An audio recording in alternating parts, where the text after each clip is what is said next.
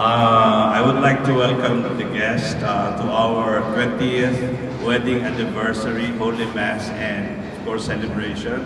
And I'm very happy to welcome Mr. Jake Navea. Sir, please come over.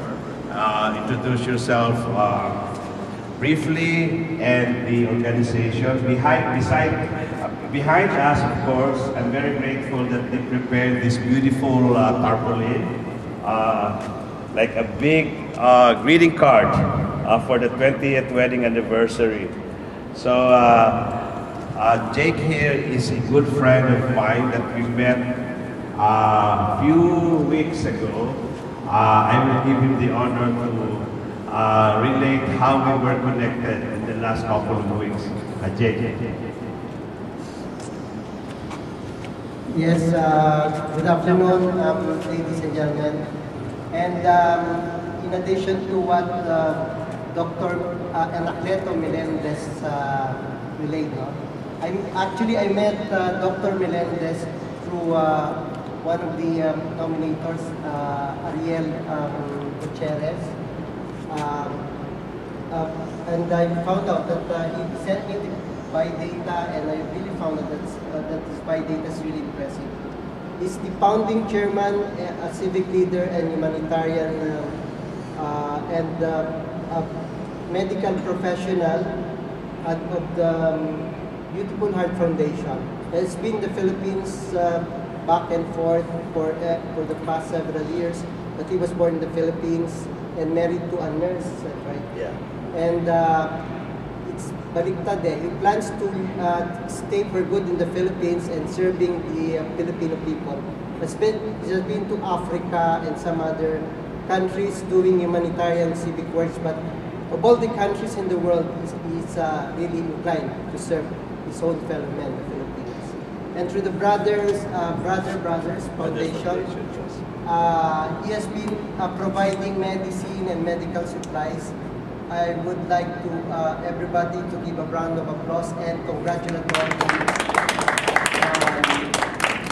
to Dr. Anacleto Melendez. He's being honored as Dangal ng Bayan awardee, but unfortunately, he will be out of the Philippines by after the 15th of this month, January. The awarding will be on February 27, which he cannot show. And his foundation, the Beautiful Heart Foundation, is being honored as outstanding civic organization as 2013 Global Excellence Award by the Asia Pacific Awards Council. Again, congratulations to the Beautiful Heart Foundation. Let's give another big round of applause. As we are waiting for the... Actually, Jake, the plaque is in there, in the table. Okay. Yeah. You want to formally... Yeah, we can have a reenactment. Kasi hindi na makakaabot si Dr. Melendez. Yeah, it's in here.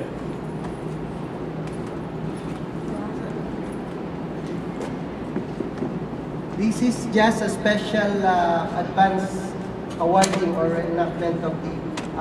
since we cannot make it on February 27 at the AFP Theater, we will be awarding a special tribute to Dr. Anacleto Melendez as Dangal ng Bayan awardee for humanitarian civic community and the Golden Heart Foundation as outstanding civic organization. May I call on our... And perhaps Miss Janet, yes.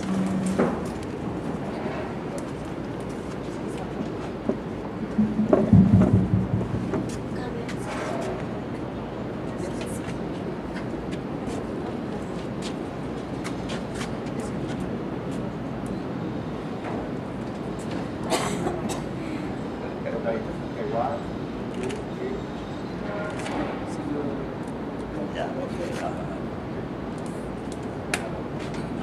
On na off? Hindi, nasa. Okay. This one. Sige, just keep on chatting. Okay. Okay. Unlimited naman yan. Sige. Yeah.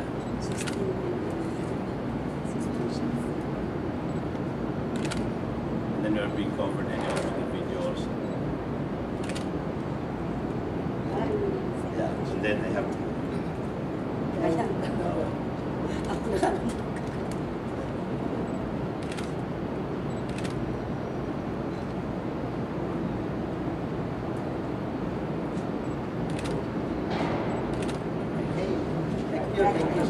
Thank you. Thank you so much. More power to the Beautiful Heart Foundation. Yeah, thank you. Thank you. Thank you for this recognition. And while we're waiting for the priest, let me just share with you the seven trusts of the Beautiful Heart Foundation, a little bit of the history of the foundation. In fact, we are very active in Facebook. You can like us on Facebook, Beautiful Heart Foundation. We have a beautiful website, two websites actually. One is www.BHFI, standing for Beautiful Heart Foundation Incorporated, .webs.com, and the recent website is beautifulheart.net. Now, the Beautiful Heart Foundation has been established almost 8 years ago, to be exact, December 19, 2005, in honor of our ailing mother at that time, whose name is Corazon Villeza. And Corazon Villeza is the Spanish translation for Beautiful Heart. During that time, she was about 80 years old, and we formally launched the foundation sometime February 5, 2006, on her 80th birthday. Now, 2 years later, December 20, 2008, she passed away. But even then, before she passed away, she was joining me in a wheelchair while I was conducting medical missions in Davao, in Cotabato, in Sarangani. So this is my mother's dream before she passed away, to come up with a foundation. Not necessarily in her honor, but my mother is an example of a woman with a beautiful heart. I grew up with a mother who's very charitable. In the 70s, she was helping the evacuees in our hometown in Pikit during the Muslim-Christian conflict in the 70s. And even in her travels to the United States in the 90s, she has been soliciting support to help our kababayan.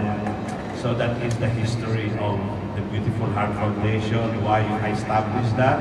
It is honor of our mother, whose name is Corazon Villeza. That is the Spanish translation of Beautiful Heart. Now, I think we have the praise, so we will cut off our conversation here, our interaction, and we pave the way for the start of the Thanksgiving Mass. This is a Thanksgiving Mass for our 20th wedding anniversary. My wife and I met in a charitable clinic, Divine Mercy Charity Clinic, way back in January 1991. And she went to the United States in October 1991. We were just lovers then. I followed her in the United States, August of 1992. We first got married civilly in Reno, Nevada, June 14, 1993. Since she was a devout Roman Catholic, even though we're legally married, we never had sex until we had that night after our wedding on January 4, 1994. So I got a virgin on the night of our wedding. Very good. 1994. And now we're celebrating that very beautiful evening. Grabe makapigil si Doctor. Of course, we were married, I think, in the morning of January 4, 1994, in the Sacred Heart Parish in Kamuning, with four priests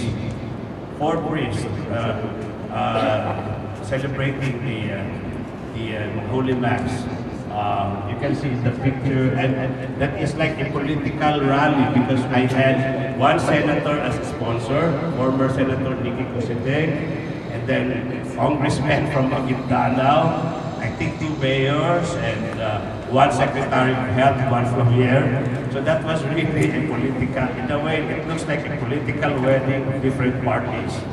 But what is important is after 20 years, we were blessed by 2 lovable children. I have an 18-year-old son who is a very active student leader at the University of California in Davis, taking up music as pre-med. And I have a daughter who is 14 years old, freshman high school, also very much involved in music. Now, I will also grab this opportunity to welcome another friend while my father is preparing for the Mass, Brother Monching or Ramon Cortez. So Monching, can you introduce our priest? Yeah, before to start the Mass. My journal, before I introduce you, we'll start Mass because Father has a Mass at 6 o'clock. Yeah. Just introduce the name of our priest. Okay, our priest, our official priest, Father Oni Romaroso from Camp Chaplain. Okay, pero he is our guest at priest sa Nativity of the Lord Parish sa Barangay Rodriguez, Bacan City. Okay, let's welcome Father Oni. Thank you, Father, for coming. So let us start the Mass. First, I will call it. Even wait, no, para mag-bless na. Hindi ka get this type of reason why we're having this occasion.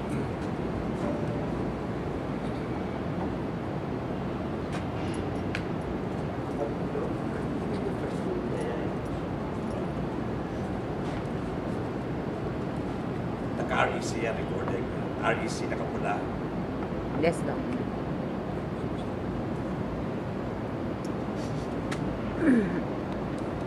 Can someone just take yung random shots? Who can manage to, yeah.